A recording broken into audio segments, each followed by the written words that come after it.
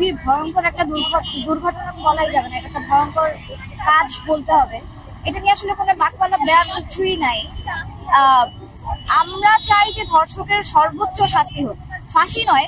কারণ আপনি যখন একজন ধর্ষককে ফাঁসির দাবি দিচ্ছেন, সেটা আসলে আপনি আরেকটা ক্রাইমকে জাস্টিফাই করছেন। এখানে আমি ধর্ষকের ফাঁসির পক্ষে নই, কিন্তু একটা দেশে তো আইন আছে, বিধান আছে, সেই অনুযায়ী প্রত্যেকটা ধর্ষকের নিশ্চয়ই সর্বোচ্চ শাস্তির বিধানও দেওয়া আছে। কিন্তু এই যে শাস্তির নিশ্চয়তা দেওয়া হচ্ছে না, করা হচ্ছে না, এইটার কারণে আসলে প্রতিনিয়ত আমাদের যে সামাজিক সমস্যা এগুলো কিন্তু বেড়েই চলছে। তো আমার মনে হয় আসলে আমাদের যে আইন সেটাকে আরো কঠোর হতে হবে, আমাদের শাস্তিগুলোকে নিশ্চিত করতে হবে, তাহলে হয়তো এই সমস্যাগুলোর সমাধান আমরা একটু করে কমিয়ে আনতে পারবো। সে একটা বলতে হবে যে মানসিকভাবে অসুস্থ কোনো ব্যক্তি ছাড়া এই কাজটা করা কোনোভাবেই সম্ভব না কারো পক্ষে। কিন্তু আমরা যে কন্টিনিউয়াসলি বা প্রতিনিয়ত যে এই ধরনের মানুষজনকে আসলে ছেড়ে দিচ্ছি, এর কারণে তারা যে ছাড়া পেয়ে যাচ্ছে, বা এর চেয়েও বড় বড় ঘটনা করে কিন্তু অনেক মানুষজন আছে যারা হচ্ছে গিয়ে পালিয়ে আছে বা তাদের কোনো শাস্তি হচ্ছে না। এটা নিয়ে আসলে দেখার কিছু নাই। মানে আমার কথা হচ্ছে কি, এটাকে আমি কিভাবে দেখছি বিষয়টা এরকম না, এই বিষয়টা হচ্ছে কি এটা একটা সমস্যা, এটা একটা অপরাধ। এই অপরাধটাকে অবিলম্বে শাস্তির প্রক্রিয়ায় আনতে হবে এবং শাস্তির আমাদের যে প্রক্রিয়া আছে সেটাকে বাস্তবায়ন করতে হবে। একটা দেশের প্রধানের কাজই হচ্ছে গিয়ে দেশের আইন শৃঙ্খলাকে যথেষ্ট পরিমাণ বজায় রাখা এবং সে নিয়ে কাজ করা। যদি এই শাস্তি নিশ্চিত হয়, দেশের একটা আইন শৃঙ্খলা পরিস্থিতি যদি স্বাভাবিক আনার একটা রাষ্ট্র প্রক্রিয়া চলমান থাকে, তাহলে অবশ্যই এগুলো কেন সম্ভব না কমিয়ে আনা? এটা অবশ্যই সম্ভব আমরা মনে করি। কিন্তু এই দাবিগুলোকে নিশ্চিত করতে হবে, দাবিগুলোকে আমাদের যা আছে সেগুলা একসেপ্ট করতে হবে সরকারকে, না হলে হবে না আসলে কিছু। রিস্ক থেকে যায়, আমরা যথেষ্ট অনিরাপদ বোধ করি এবং আমাদের কাছে কন্টিনিউয়াসলি আমরা সাইবার বুলিং এর শিকার হচ্ছি। যে কোনো একটা পোস্ট, যে কোনো একটা ছবি, যে কোনো একটা আমরা অধিকার নিয়ে যখন কথা বলছি, আমরা প্রতিনিয়ত সাইবার বুলিং কিংবা ওপেন থ্রেটের শিকার হচ্ছি। আসলে এখানে আমাদের একটা অনিরাপত্তা তো থেকেই যায়, কিন্তু তাই বলে আমরা আসলে থেমে যাবো এই বিষয়টা না। আমাদেরকে সবসময় কথা বলতে থাকতে হবে এবং এই যে মানুষগুলো কন্টিনিউয়াসলি যারা আমাদেরকে আসলে বুলি করছে কিংবা যারা আমাদেরকে হচ্ছে গিয়ে থ্রেট দিচ্ছে, তারা যেন সামনে বের হয়ে আসে, এটাই আসলে আরো ভালো হয় আমার মনে হয়।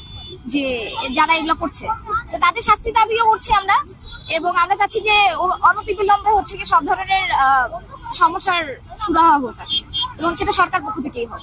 আসলে এর পরিবর্তন একদিনে হবে না। ধর্ষণের যে সংস্কৃতি সেটা সেই অনেক আগে থেকে, নারী যখন থেকে গড়ে আবদ্ধ, সেই ইতিহাস অনেক পুরনো।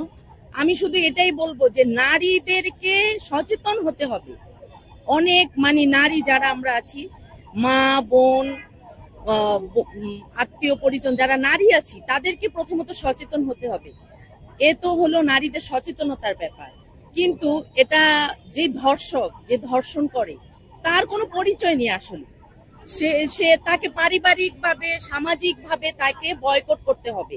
আর এত নৃশংসতা নারীর প্রতি, এটা আসলে খুব স্বাভাবিক কোনো ঘটনা না। এটা কোনো আমি মনে করি যে এটা কোনো স্বাভাবিক মানুষের পক্ষে ঘটানো সম্ভব না।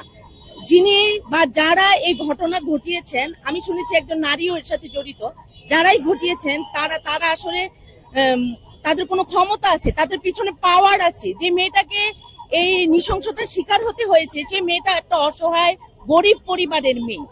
আমি যতদূর তার মায়ের বয়ানে শুনেছি, তার মা সাংবাদিকদেরকে যা বলেছেন, সেই স্টেটমেন্ট থেকে বোঝা গেল যে মেয়েটার বড় বোন তার শ্বশুর কর্তৃক অ্যাবুয়েজ হচ্ছিল, এবং সেটা তার মাকে বলেছে। মা সেজন্য ছোট মেয়েকে দিয়েছে, বড় মেয়ে যাতে এরকম না হয় একসাথে ঘুমানোর পরে।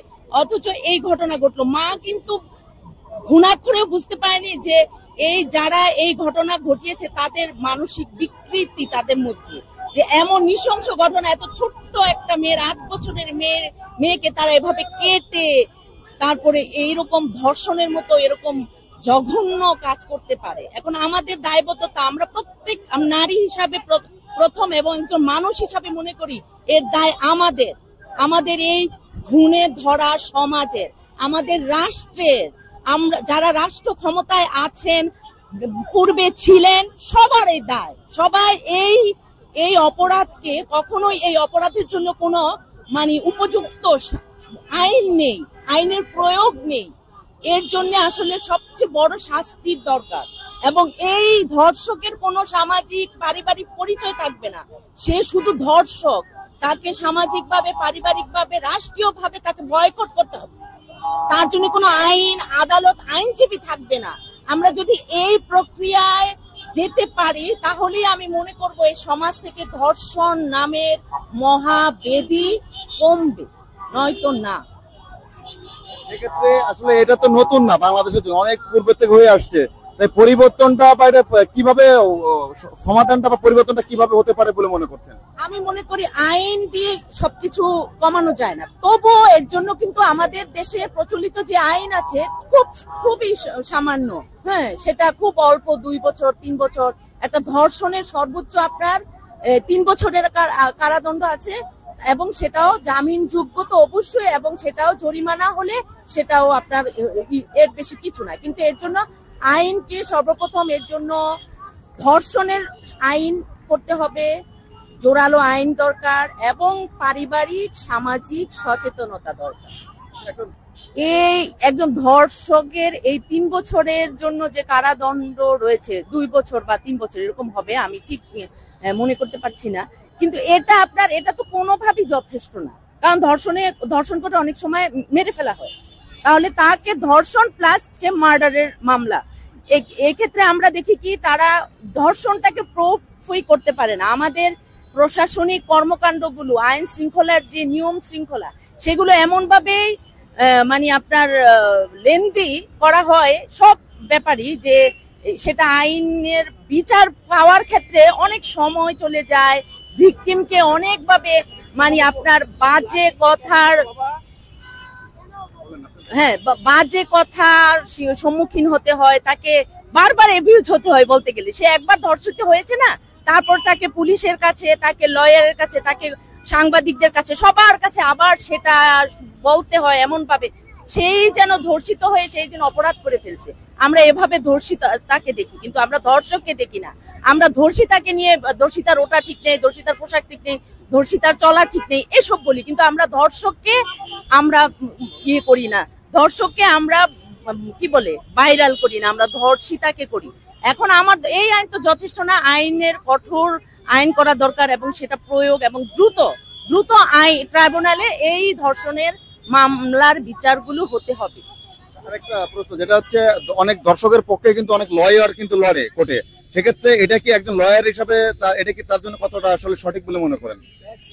আমি মনে করি একজন লয়ার হিসাবে তার সেটা এখতিয়ার আছে, কিন্তু এই সংস্কৃতি থেকে আমাদের বের হতে হবে। আমি তো বললামই আপনাকে যে ধর্ষকের কোনো পরিচয় থাকবে না, ধর্ষক যাতে কোনো রকম কারো কাছ থেকে সুযোগ না পায়, পরিবার থেকে না, সমাজ থেকে না, আইন থেকে, রাষ্ট্র থেকে। তার পক্ষে কোনো আইন থাকবে না, কোনো আদালত থাকবে না, কোনো আইনজীবী থাকবে না। তাহলেই যদি ধর্ষকের টনক নড়ে। আর যারা ধর্ষণ করে এবং এতটা নৃশংসভাবে করে, 8 বছর কি 3 বছর কি 5 বছর তারা কারো স্বামীর সামনে স্ত্রীকে ধর্ষণ করছে, মায়ের সামনে সন্তানকে ধর্ষণ করছে, এসব ঘটছে। এগুলো কেন ঘটছে? আমাদের যন্ত্রের সমস্ত অনিয়ম ও আইনের অপব্যবহার, ক্ষমতার অপব্যবহারের জন্য। এই জন্য আমি অনেকটাই মনে করবো রাষ্ট্রই দায়ী এর জন্য। শাস্তিটা কি চাচ্ছেন, ফাঁসি না? অবশ্যই ফাঁসি, এবং তাকে প্রাথমিক ধাপই হবে তাকে পারিবারিক ভাবে, সামাজিক ভাবে বয়কট করতে হবে। হ্যাঁ, এই ধাপ থেকে যদি আমরা শুরু করি, তার পক্ষে যদি কেউ আইনি ভাবে না লড়ে, তাহলে সে কিভাবে, তাকে বয়কট করতে হবে। তার কোনো পরিচয় নেই, তার পরিচয় একটাই, সে ধর্ষক। এটা নিশ্চিত করতে হবে আমাকে। ঠিক আছে, আপনাকে ধন্যবাদ। ধন্যবাদ আপনাকে।